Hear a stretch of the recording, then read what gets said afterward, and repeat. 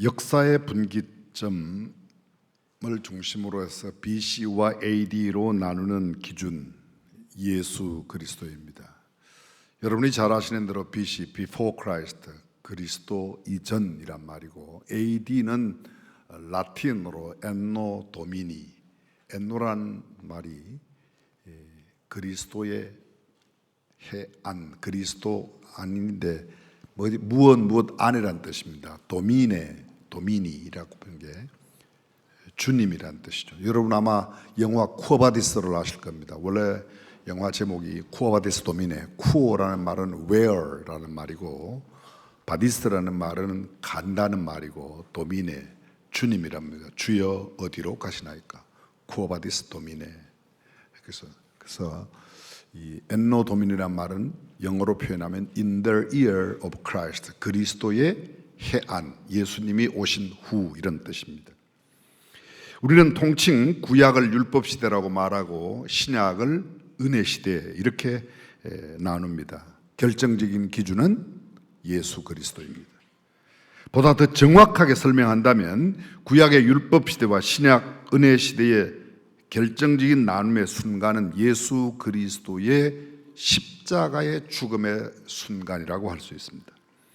예수께서 십자가에서 우리를 대신해서, 나를 대신해서 대속적인 죽음을 죽으실 때 성소의 휘장이, 당시 성전 안에 있는 성소와 지성 들어가는 휘종이 위로부터 아래로 갈라지는 순간을 기준으로 그 시간 이전은 구약이고 그 시간 이후 신약, 그 시간 이전이 율법 시대고 그 시간 이후가 은혜 시대입니다. 예수님은 율법 시대를 사시고 십자가에서 은혜 시대를 여신 분이죠. 성소의 휘장 위로부터 갈라졌다는 것은 우리 모든 사람들이 구약 시대에는 제사장을 통해서 하나님 앞에 제사를 드리고 우리의 죄 사함을 받습니다. 근데 이 은혜 시대 안에는 우리가 직접 하나님 앞에 나아가도록 우리의 대제사장이신 예수님께서 길을 내셨어요. 하나님이 은혜의 보좌 앞에 직접 나아갈 수 있도록. 그래서 성소의 휘장이, 보통 높은 곳에 드리워진 휘장이 아래에서 가른다면 이렇게 찢을 겁니다. 근데 성경은 성소의 휘장이 위로부터 아래로 갈라졌다. 이것은 인위적으로 가른 게 아니라 하나님께서 그 길을 내셨다는 뜻입니다. 이것이 성경적인 중요한 의미가 있습니다. 예수 그리스도께서 십자가에 못 박혀 죽으시고 장사한 지 3일 만에 부활하신 후에 40일 동안 그 부활하신 신령한 몸으로 제자들을 비롯한 많은 사람들에게 보이시고 마지막 감람산에서 제자들이 보는 가운데 승천하셨습니다. 부활 형체는 우리가 생각하는 죽었다가 살아난, 성경 속에 죽었다가 살아난 사람이 있습니다. 나인성 과부의 아들, 회당장 야이로의 딸, 우리가 있습니다. 나사로. 그런데 나사로들은 부활했다 소리 하지 않습니다. 죽었다가 살아났다. 예수님은 죽었다가 살아나신 것을 부활이라고 말합니다. 그 부활의 형체는 담과 벽이 있어도 그냥 갈 수 있어요. 음식을 잡수실 수 있어요. 우리의 과학적인 생각으로는 도저히 이해가 되지 않는 것이 부활의 신령한 형체인데, 주님은 그런 부활의 모습으로 제자들에게 적게는 10번, 어떤 학자들은 11번 나타나셨다고 이야기합니다.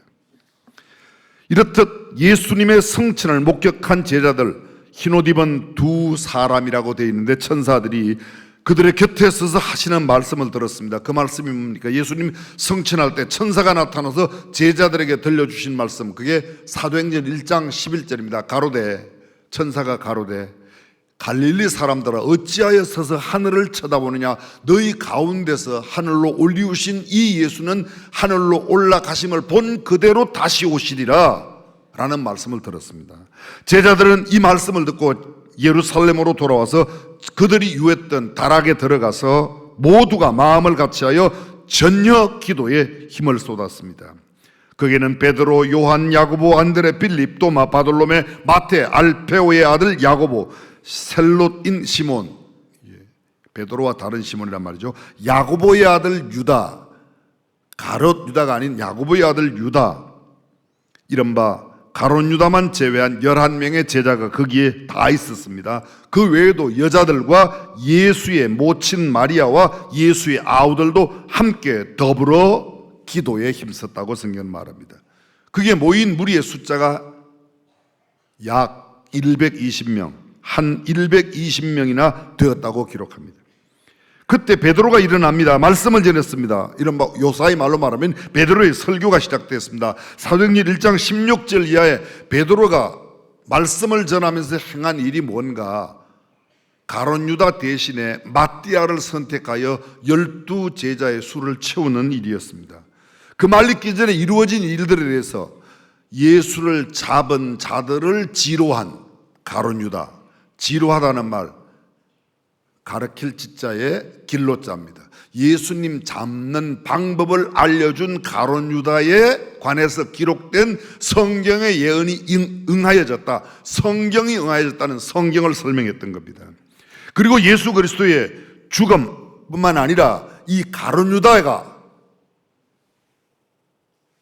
떨어져서 창자가 나와서 죽었다, 그렇게 하는, 그리고 그 가룟 유다는 자기가 예수님 판값을 덧쳐서 밭을 샀죠. 그 밭 이름이 아겔다마 피밭이라고 하는 그런 밭산 이야기가 있습니다.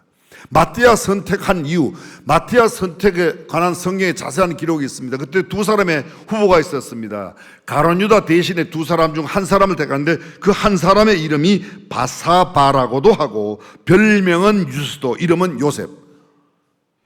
이름을 이렇게 굉장히 복잡하게 기록했습니다. 그냥 요셉과 마띠아가 있었는데 마띠아를 택했다, 그렇게 기록하지 않았어요. 혼자 생각을 해봤습니다. 왜 이렇게 이름을 다 기록했을까? 바사바라고도 하고 별명은 유서도라고 하는 요셉, 그리고 마띠아야. 제가 그 이름의 의미가 무슨 의미가 있는가 원어를 찾아보았더니 바사바라는 말은 맹세의 아들이라는 뜻이고, 유스도라는 말은 정직이라는 뜻이고, 요셉이라는 말은 우리가 잘 아는 대로 그에게 무언가 하나님께서 더하여 주셨다, 더하실 것이다, 그런 의미를 갖고 있습니다. 이름으로 미루어 그가 정직하다는 뜻을 가진 유스도라고 하는 별명을 가진 것을 보면 굉장히 정직했던 사람인 것 같습니다. 맹세의 아들이라고 하는 바사바란 이름을 가졌던 것으로 미루어 추정할 때 그는 무언가 굳세게 언약하고 맹세하고 다짐하는 그런 사람이었던 것 같습니다. 그리고 그가 무슨 일을 하면 하나님께서 그에게 더하여 주신다, 요셉이란 이름도 함께 가지고 있었는데, 예수님의 12 사도로 이제 세움을 받는 가룟 유다 대신에 선택받은 사람은 마띠아입니다. 마띠아는 그 이름의 뜻이 무언가 찾아보았더니 하나님께서 주신다, 하나님의 선물, 하나님의 은혜, 이런 뜻입니다. 다시 말하면 12사도의 사람 인원수가 적어서 채운 게 아니라 가룟 유다 대신에 체험받은 사람은 하나님의 은혜로 세워졌다는 것이죠. 이렇게 해서 12명이 다 세웠습니다. 세운 이유는 뒤에도 설명하겠지만 예수 그리스도의 부활하심을 증거하기 위하여 그 사람을 세웠다고 이야기하고 있습니다. 이어서 나오는 이야기가 사도행전 2장 1절 이하 오순절날이 이미 이름에 그들이 다 한 곳에 모였는데 성령이 임하여 그들 모두가 성령 충만함을 받고 성령이 말하게 하심을 따라 다른 언어, 방언으로 말하기 시작하였다. 이른바 초대교회가 생겨납니다.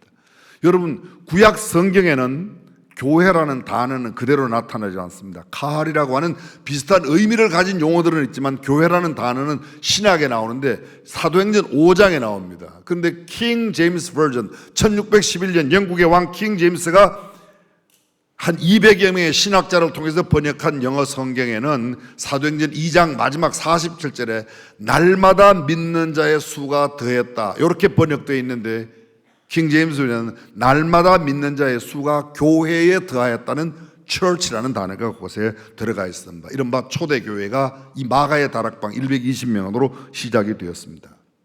처음 교회, 초대교회, 예루살렘 교회, 그냥 통칭 함께 이해하셔도 좋을 것 같습니다. 도대체 그러면 이 교회의 특징은 무언가? 우리는 새 예배당을 지어 입당하기 전 성경이 말하고 있는 그 교회의 아름다운 특징, 그 교회는 어떤 교회, 무엇을 특징으로 갖고 있는가를 살피면서 우리 교회도 성경적인 아름다운 건강한 교회가 되기를 주님의 이름으로 축원합니다. 처음 교회의 특징은 첫 번째, 성령 공동체였습니다. 잘 들어보십시오. 예수님께서 부활하셔서 제자들에게 나타나셔서 하시는 말씀, 그리고 마지막 떠나며 남기시는 말씀, 소위 주님의 지상명, 너희는 온 천하에 다니며 만민에게 복음을 전파해라. 너희는 가서 모든 족속으로 제자를 삼아 아버지와 아들과 성령의 이름으로 침례를 주고 내가 너희에게 분부한 모든 것을 가르쳐 지키라. 소위 말하는 복음전도, 영혼 구원의 사명을 그들에게 맡기십니다. 근데 이 말씀 하시기 전에 제자들에게 하신 말, 너희는 예루살렘을 떠나지 말고 아버지의 약속하신 것을 기다려. 약속하신 게 뭐죠? 성령을 기다리라는 겁니다. 다시 말하면 너희는 가서 복음을 전하는데 약속하신 성령을 받을 때까지 예루살렘에 머물고 성령이 임하면 나가라는 겁니다. 쉬운 말로 성령 받기 전에는, 성령 충만함을 얻기 전에는 일하지 말고 전도하지 말고 나가지 말라는 겁니다. 전도하지 말아라. 그때 나가도 전도의 열매가 안 생기죠. 1장 5절입니다. 사도행전. 요한은 물로 침례를 베풀었으나 너희는 몇 날이 못 되어 성령으로 침례를 받으리라. 이 성령을 강조합니다. 1장 8절. 여러분이 사도행전 1장 8절 잘 외시죠? 오직 성령이 너희에게 임하시면, 다른 말로 바꿉니다. 성령이 임하심으로만 너희가 권능을 받고, 오직 성령이 너희에게 임하시면 너희가 권능을 받고, 성령이 임함으로 받는 권능을 입은 뒤에 예루살렘과 유대와 사마리아와 땅끝까지 이르는 내 증인이 되리라. 되는 겁니다. 성령 없이는 증인이 될 수 없어요. 성령 없이는 복음을 나눌 수가 없다는 겁니다. 예수 그리스도의 부활과 죽음과 부활을 나눌 수 없다는 것이죠. 그렇게 해서 성령이 강조됩니다. 사도행전 2장 1절이야. 방금 말씀드렸습니다. 저희가 다 성령의 충만함을 받고 오순절날 그들이 다 함께 모여 있을 때 성령의 충만함을 받고 성령이 말하게 하심을 따라 그들의 언어가 바뀌었습니다. 2장 38절. 베드로가 가로되 너희가 회개하여 각각 예수 그리스도의 이름으로 침례를 받고 죄 사함을 받아라. 그리하면 성령을 선물로 받는다. 계속 강조되고 있습니다. 초대교회 출발이 뭐예요? 성령님이에요. 저는 이 점에 대해서 우리 교회는 그러면 어떤가? 우리 교회는 어떤가? 단도직입적으로 여쭤보겠습니다. 여러분들은 성령의 사람이세요? 여러분들은 성령 충만하세요? 대답을 어떻게 해야 될지, 저게 어떻게 시비를 걸고 나올지 모르니까, 그죠? 여러분, 여러 번 말씀드렸습니다. 귀신 들린 사람 보면 알아요, 몰라요? 알아요. 몰라요? 귀신 들린 사람. 귀신 들린 사람의 가장 큰 특징이 뭐예요? 귀신이 그에게 역사해서 귀신이 하는 말을 합니다. 귀신이 시키는 대로 행동합니다. 귀신이 생각하는 대로 생각을 해요. 언어와 행동이 귀신의 역사입니다. 귀신 들린 사람을 귀신 들린 사람이라고 말한다면 예수 믿는 사람은 성령의 전이니까 성령 들린 사람이에요. 신령한 사람이에요. 성령 들렸다고 그러니까 표현이 좀 이상하지만 신령한 사람, 성령이 지배한 사람. 그는 성령이 시키는 말을 하고 성령이 시키는 대로 행동합니다. 성령 충만함과 가장 비슷하게 표현한 성경적인 표현이 뭔가 하면 술 취하지 말라 이는 방탕한 것이니 오직 성령의 충만함. 술 취한 것, 술이 내 몸 안에 들어간 만큼 술이 내 몸을 지배합니다. 내 생각과 내 언어를. 그래서 술이 잔뜩 취했을 때 하는 말을 뭐라고 그래요? 아주 순진한 척 하지 말고 그냥 하세요. 주사라고 그러잖아요. 했던 말도 하고 했던 말도 하고 했던 말도 하고. 술이 그렇게 말한다는 겁니다. 성령이 충만하면 성령이 하게 하는 말을 하는 겁니다. 그게 성령 충만이에요. 성령 충만이라고 하죠. 그렇습니다. 귀신 들린 사람이 뚜렷하게 아는 것처럼 우리는 다른 사람들이 우리를 보고 우리의 언어와 행동을 보고 아, 저분은 예수 믿는 사람, 저 사람은 신령한 사람, 저 사람은 성령 충만한 사람. 글쎄 여러분들은 너무 정직하지만 그렇게 되기를 바라도 아멘을 하는 거예요. 아, 나는 아닌데 그냥 그 순진한 모습을 그대로 다 들으니 그렇게 되기를 바라도 아멘이라니까요. 부자 되시기를 바랍니다. 그건 진짜도 원하고 또 그렇게 되기를 원하니까 아멘 하셔도 됩니다. 신령한 사람, 진실한 그리스도인. 마치 귀신 들린 사람이 뚜렷한 것처럼 그들도 뚜렷해야 된다는 거죠. 일반적으로 사람을 나누면 세 종류의 사람으로 나눌 수 있습니다. 그냥 자연인, 예수 믿지 않는 사람이에요. 근데 예수 믿어서 아주 성령 충만한 사람, 반대로 전혀 예수 믿지 않는 사람, 악령이 지배하는 사람, 악령에 잔뜩 지배를 받고 늘 악령이 시키는 대로, 귀신이 시키는 대로 하는 사람 무당입니다. 박수들이 그런 사람들이에요.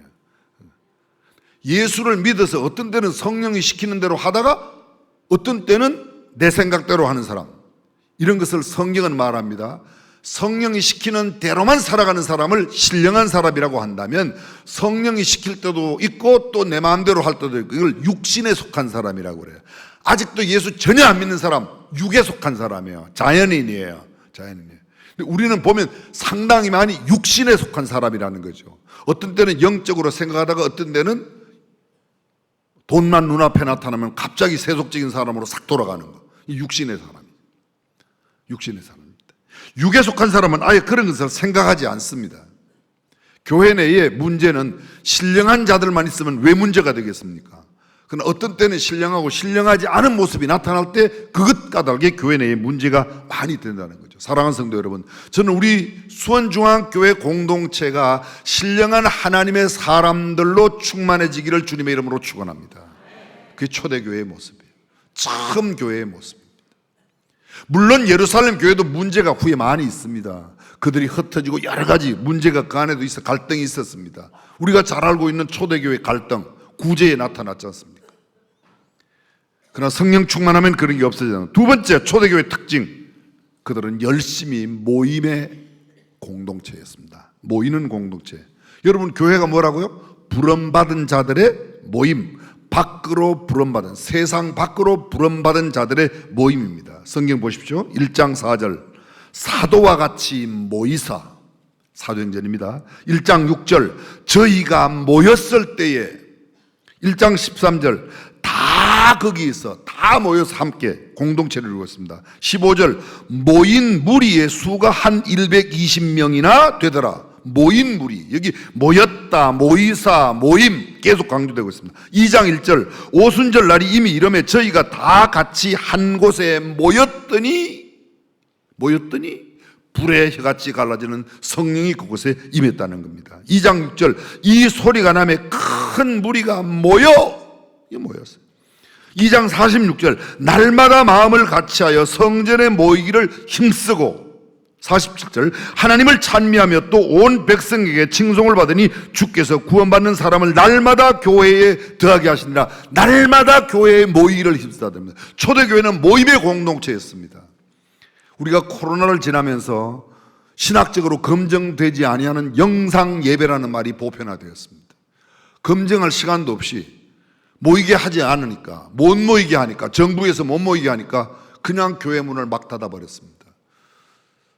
정직한 자백을 한다면 저는 정말 부끄럽습니다. 그때 뭐 우리 교회 국회의원 장로님이 계시고 국회의원 집사님도 계시고, 거기에 무슨 국회의원 하셨고 도지사 하신 집사님도 계시고, 그들이 야당 여당 어디에 속했든지 상관없이 그저 예배는 열심히 모여야 되는데 그때 우리가 문 닫았던 게 제가 너무 속상해요. 제 자신이 부끄럽습니다. 앞으로는 코로나보다 더 심한 게 아도 예배는 모여서 드릴 거예요. 감사합니다. 기껏해야 감옥밖에 더 가겠습니까? 그죠? 때리면 또 한 대 맞죠, 뭐, 그죠? 안 돼요? 겁 많은 사람이 맞지 않을 때만 이런 소리를 해요. 맞을 땐 또 이런 소리를 잘 못합니다. 모임을 우리가 하지 않았어요. 한국교회가 코로나를 지나면서 급속도로 상당수가 예배당 잘 모이질 않습니다. 초대교회 특징이 뭐였습니까? 모이기를 힘썼다고 해요. 성경은 모이기를 힘쓰라고 말합니다.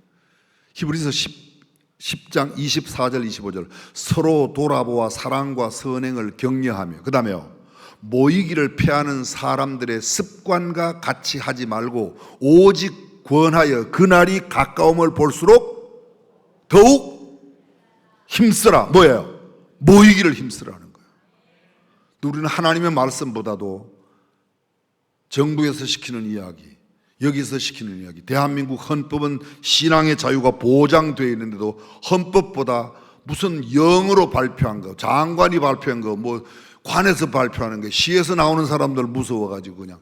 사실 우리는 코로나 확진되지 않기를 원하는 마음으로 그렇게 했지만 그렇게 되어버렸습니다. 사랑하는 성도 여러분, 우리 교회는 더욱 열심히 모이기를 주님의 이름으로 축원합니다. 지금도 영상을 통해서 예배 함께 드리는 분들이 계시지만 할 수만 있으면 함께 모여 기도하는 그 기도의 공동체가 되고 사랑의 공동체가 될 때 교회의 위대한 힘이 있을 줄로 믿습니다. 세 번째, 초대교회. 자, 성령의 공동체, 모이기를 힘쓰는 공동체가 초대교회, 처음 교회였습니다. 세 번째, 소동의 공동체였습니다. 2장 6절, 오순절 성령 강림으로 놀라운 변화가 발생했습니다. 그들의 언어가 변화됐습니다. 성경은 이렇게 말합니다. 이 소리가 나며 큰 무리가 모여 각각 자기의 방언으로 제자들이 말하는 것을 듣고 소동하여 난리가 났습니다. 초대교회는 아주 난리 공동체예요. 죄송합니다. 이런 표현이 없지만 소동의 공동체였습니다. 7절, 다 놀라 기이히 여겨. 사람들이 초대교회 예루살렘 교회 시작을 보고 굉장히 놀랐습니다. 다 뭐라고요? 기이히 여겨. 신기할 기, 이상할 이. 신기하네. 아이고 참 신기하네, 이상하네. 자, 도전해 보겠습니다. 지금 세상 사람들이 우리 중앙교회 보고 중앙교회 정말 신기해, 이상해, 대단해, 이런 거 합니까? 우리가 초대교회의 순수성이 우리 교회 그만큼. 예담학교에 와서 사람들이 학교 이야기 쭉 들으면 중앙교회에서 이 학교를 헌금으로 이렇게 지었습니다. 정부의 보조도 없어서. 그럼 사람들이 와 이렇게 막 놀래요. 그런 게 있다는 거야. 근데 우리만 별로 자긍심을 별로 못 가지는데 자긍심 가지셔도 괜찮아요. 교만하라는 말이 아니에요. 세상의 거룩한 소동의 주인공들이 되는 저와 여러분이 되어야 할 줄로 믿습니다. 8절, 다 난 곳 방언으로 듣게 되는 것이 어찌미뇨. 이거 어떻게 된 일이야. 그 다음 12절, 다 놀라 의욕하여 서로 가로되 이 어찐 일이냐. 예루살렘 교회 공동체를 바라본 사람들의 반응, 이게 어떻게 된 거야? 어떻게, 요새 말로 좀 바꾸면 중앙교회 무슨 일이 있어? 어떻게 된 거야? 와 대단하네, 난리 나네. 뭐 아멘 좀 하소. 꼭 아멘 하락해야 합니까? 다 놀라 의욕하여. 사람들이 신기하게 여겼다는 거예요. 도대체 이 교회에 무슨 일이 난 거야? 또 어떤 이들은 조롱하여. 여러분, 초대교회는 조롱을 받았어요. 예수를 믿는다는 것은 남들에게 조롱받을 각오를 하는 거예요. 비웃음 당할 각오를 하는 거예요.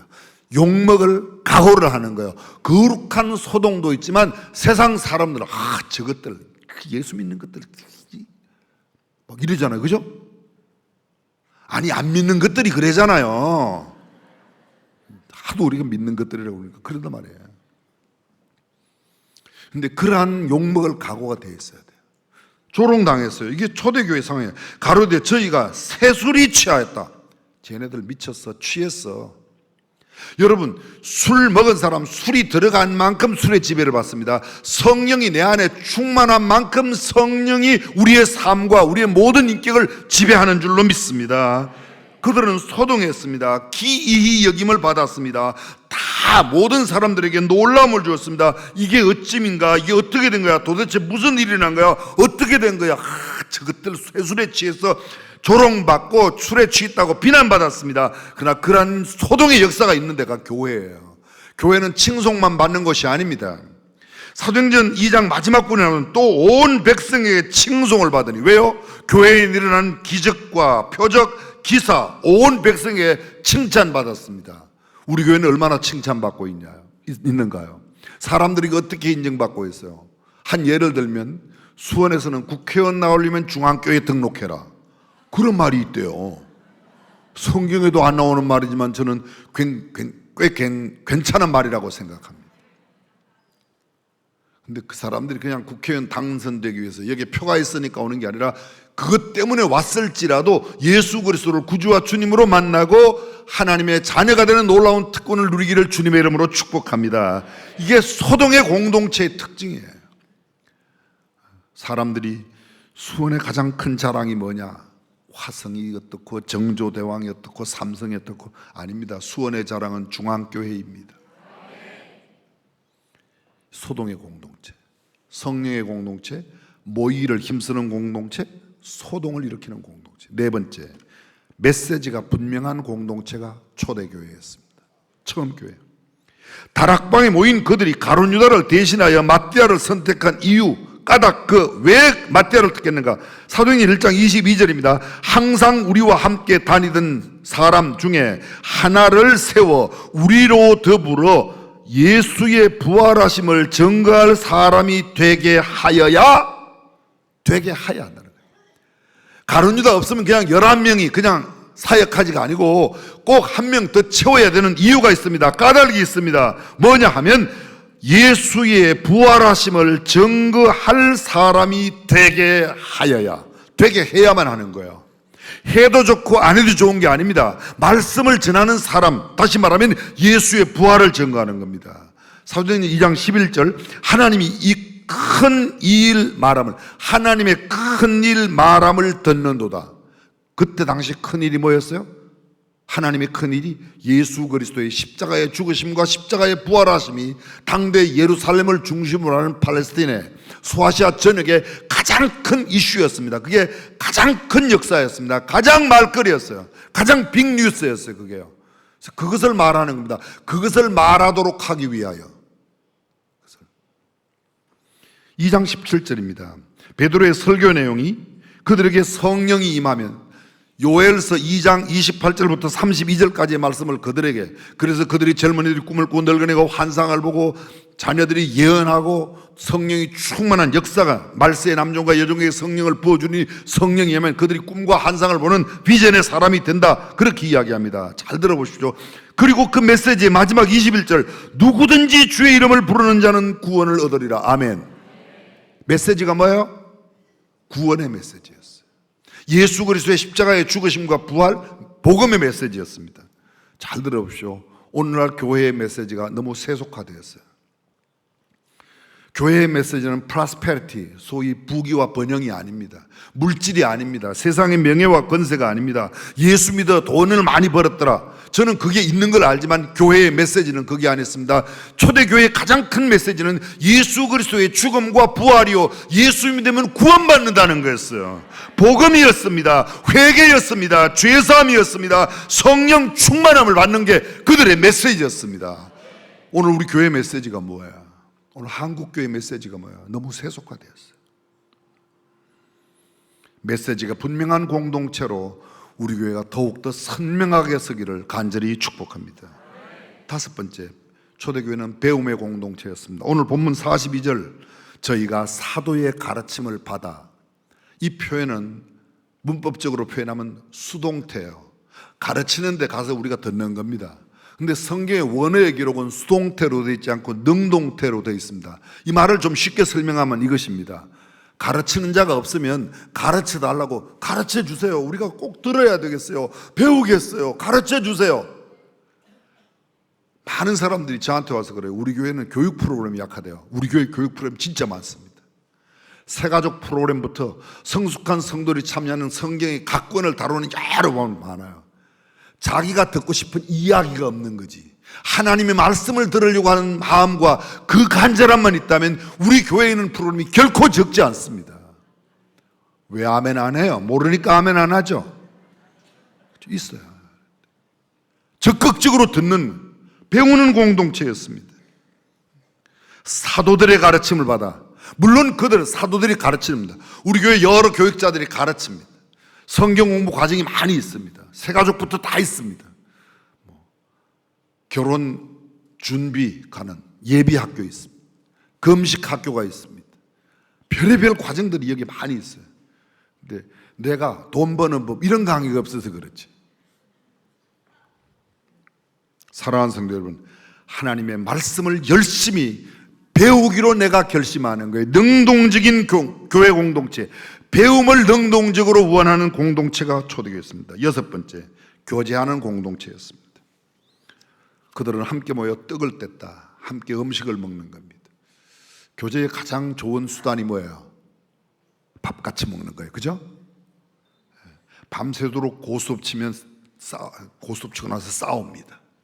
그건 거의 밤새도록 집사님, 장로님이 함께 둘러앉아서 목사랑 같이 고스톱 치고 새벽기도 나갔는데 교제한 게 아니에요. 그건요. 교제한 게 아니에요. 저는 여러분들이 필요해서 일정한 시간을 들고 잠깐 즐기기 위해서 화투놀이를 한다든지 저는 100번이 윷놀이를 한다든지 이해합니다. 그러나 그게 벌써 돈이 왔다 갔다 하고 뭐가 어떻고 저떻고 그다음에 상스러운 소리가 왔다 갔다, 그건 교제 아니에요. 욕마당이고 전쟁이지. 진정한 교회 공동체는 사랑의 공동체. 근데 여러분, 먹는 것도 조금 말씀 나온 김에 나누겠습니다. 얼마 전에 우리 교회 청년들이 수련을 했습니다. 또 우리 중고등부 수련회 뭐 등등. 그때마다 제가 청년 공동체에도 우리 학생들에게도 가봐요. 어린아이들에게도 가보면 새끼 음식도 있는데 중간마다 아침 점심 사이에, 점심 저녁 사이에 이렇게 또 간식이 있어요. 또 밤에는 야참이 있어요. 집에서는 전혀 하루에 그렇게 3번씩 안 먹어요. 그죠? 아침 점심 저녁 말고 3번씩, 아침 점심 사이에 한 번, 점심 저녁 사이에 한 번, 저녁 밤에 자기 전에 한 번, 이렇게 먹는 사람 손 들어봐요. 없어요. 근데 왜 교회에서 수련회하면 그렇게 많이 잡수셔야 되는지. 그래서 이게 교제 공동체라는 걸 알고 있기는 하구나. 저는 그렇게 좋게 생각하는데, 문제는 가보니까요, 세상에 떡볶이 이런 걸 너무 많이 시켜가지고 막 철철 넘치도록 쓰레기통으로 나가는 거예요. 콜라, 사이다, 음료수 병들이 있는데 따고 3분의 1쯤 먹다가 절반쯤 먹다가 그냥 남기는데, 또 먹으면 그거 따라서 먹었으니까 마셔도 되는데 아니에요. 물 한 번 마셨다가 남아놓으면 그 다음에 먹을 땐 이 병 버리고 또 새 거 따요. 그 사이에 그게 균 들어갔대요. 저는 그런 균 들어간 거 먹어도 아직까지 멀쩡한데. 제가 그때 그랬어요. 우리 청년 담당 목사님, 앞으로 재정결제는 우리 교회는 재정위원장님이 하세요. 전 재정결제는 안 해요. 근데 행사결제는 해요. 근데 행사결제할 때 앞으로 간식은 올리지 마라. 나는 간식은 다 걸 거야. 간식 내가 그었는데 다르게 해갖고 재정위원장이 결제하고 내보내지는 않을 거 아니에요. 그죠? 자기네들이 돈 내가고 자기네들끼리 사먹는 건 되는데 교회 헌금으로 그렇게 나가는 건, 제가 이 교회 목사로 있는 한은 행사 때는 행사 결제는 안 돼요. 감사해요. 아멘 해주시는 분들은. 다른 분들은 못 내가시는데 그런 분들이 돈 내갖고 사세요. 진짜로 안 돼요, 여러분. 저는 적어도 하나님 앞에 드리는 헌금 그렇게 함부로 써서는 되지 않는다. 아름다운 교제를 위해서 필요한 것을 제가 못하게 하는 게 아닙니다. 그러나 그렇게나 벌써 10년, 20년 전 이야기에 우리나라 1년 음식물 쓰레기 처리 비용이 8조라고 그랬어요. 지금은 아마 10조는 훨씬 더 되겠죠. 얼마나 많이. 아름다운 교제의 공동체, 성경적인 가치관이 있는 교제의 공동체가 되기를 주님의 이름으로 축복합니다. 7번째, 초대교회 기도하는 공동체였습니다. 시간 관계상 빨리 설명하겠습니다. 그들, 우리가 쭉 보았던 전혀 기도에 힘쓰니라. 2장 42절, 기도하기를 전혀 힘쓰니라. 똑같은 표현이 반복되고 있습니다. 우리 교회는 과연 얼마나 기도하는 공동체로서의 모습을 갖고 있는가? 얼마나 몰입하며 기도하고, 얼마나 철야하며 기도하고, 합심하여 기도하고, 간절히 기도하고, 금식하며 기도하고, 집중적으로, 때로는 생명을 건 기도. 그나마 우리가 예배당을 지으면서부터는 올 때마다 꼭 예배당 건축을 위해서 늘 기도합니다. 저는 아름다운 일이라고 생각해요. 그런데 감히 도전해 보겠습니다. 여러분들이 정말 자녀들이 아플 때, 남편이 아프거나 가족이 아플 때, 부모님이 편찮으실 때 여러분들이 정말 간절히 기도했던 그런 기도 몇 번이나 눈물을 흘리며 간절하게 기도했던 그 밤이 언제였습니까? 정말 하나님 이것만큼은 꼭 응답하셔야 됩니다. 사랑하는 아들을 가슴에 안고 곁길로 가고 있는 남편을 위해서, 가족들을 위해서 그렇게 기도하고, 교회를 위해서, 나라와 민족을 위해서 얼마나 기도했습니까? 지난번 복음 통일 기도에 갔어요. 한 500여 명이 참여했습니다. 어떤 이들이 눈물을 흘리며 기도했다. 내가 정말 갈라진 이 대한민국 땅을 위해서, 통일을 위해 얼마나 기도해 봤는가. 사랑하는 성도 여러분, 우리 교회는 초대교회가 기도에 전혀 힘썼던 것처럼 기도의 아름다운 공동체가 되어야 할 줄로 믿습니다. 아름다운 최초의 교회, 처음 교회, 경건함의 교회였습니다. 43절을 이렇게 말합니다. 사람들마다 두려워하는데, 교회 두려워한다는 말은 두 가지 의미가 있습니다. 경외한다는 말이 있고, 또 하나는 그 교회가 갖고 있는 경건함을 이야기합니다. 세상이 교회를 두려워하는 거예요. 세상 사람들에게 거룩한 두려움을 줄 수 있어요. 함부로 할 수 없다는, 이것이 우리 교회의 특징이 되었으면 좋겠습니다. 세상을 걸을 때에도 성전에서 걷는 것처럼 경건하게 걸었던 초대교회 성도들처럼 하나님만, 아니 사람들만 눈만 피하면 하나님이 보고 계심도 잊어버린 채 세상을 살아간다면 우리야말로 얼마나 경건하지 못한 사람일까요?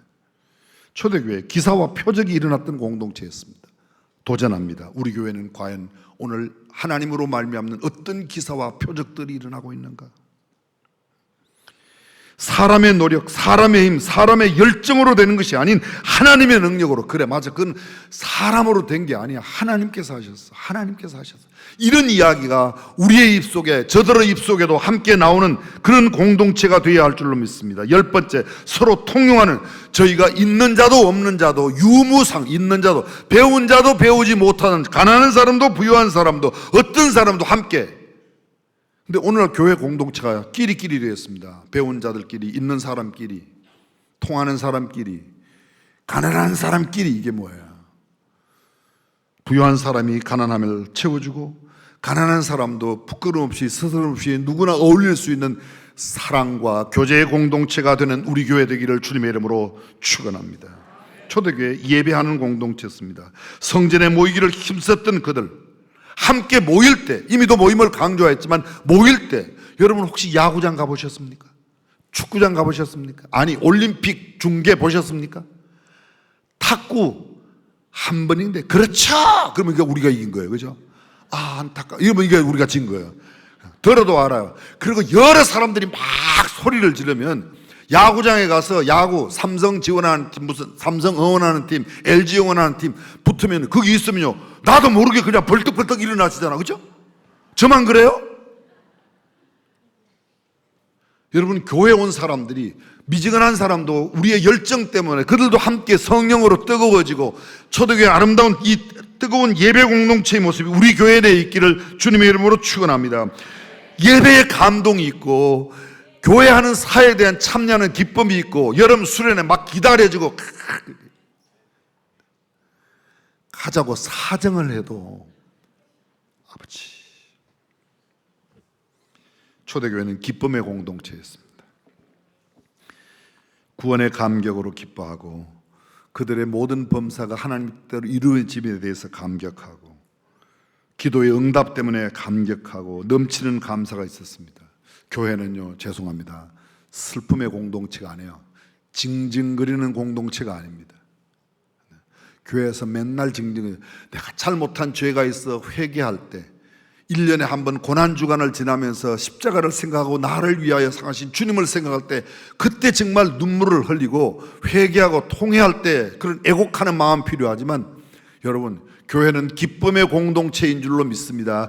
그 눈물 지나고 나면 기쁨이 오고, 그 고통과 고난 지나가면 하나님께서 하신 응답으로 말미암는 감격과 감동이 넘치는 공동체, 그게 교회 공동체예요. 비난받고 욕받는 공동체가 아닙니다. 징징거리는 공동체가 아닙니다. 물론 그럴 때가 있습니다. 하나님의 일 때문에 비난받는 거.